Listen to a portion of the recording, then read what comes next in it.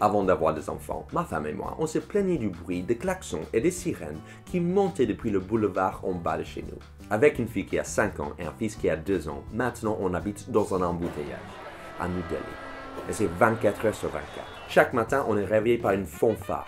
Peu importe si c'est mon fils ou ma fille qui se réveille en premier, l'autre saute de son lit comme un ninja pour le rejoindre. Il déboule donc dans notre chambre, ma fille sur sa trottinette et mon fils sur sa draisienne en poussant des cris de guerre. Et ils sautent sur nos corps toujours endormis comme des joueurs du rugby.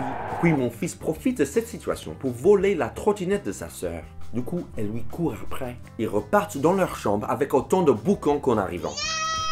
Oui, parce que peu importe qui s'entend bien ou qui s'engueule, de toute manière, ça gueule. Jadis, les repas étaient un moment de repos, une occasion de se retrouver et raconter sa journée.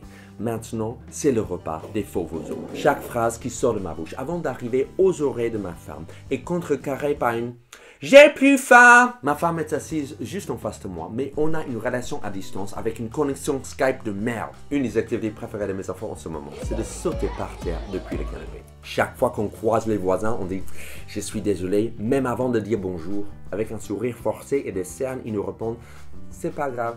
Et puis ils regardent discrètement derrière nous pour savoir si on n'a pas récemment adopté un rhinocéros. Quand je quitte notre appartement pour aller jouer, mes oreilles, elles sifflent comme quand je sors d'une boîte de nuit. Pas étonnant que le vieux devienne sourd. Et ce n'est même pas la fin du bruit quand mes enfants s'endorment finalement. Parce que mon fils, il ronfle comme un gorille qui fume 2 paquets par jour. Le seul moment où mes enfants sont silencieux, c'est quand ils font des bêtises. Donc le silence est devenu encore plus stressant que le bruit. Du coup, c'est nous qui finissons par crier. Hey, stop that right now. Alors le seul vrai repos qu'on a, c'est quand ils sont à la crèche et à l'école. C'est là que ma chérie et moi, on peut profiter du calme du boulevard animé en bas de chez nous.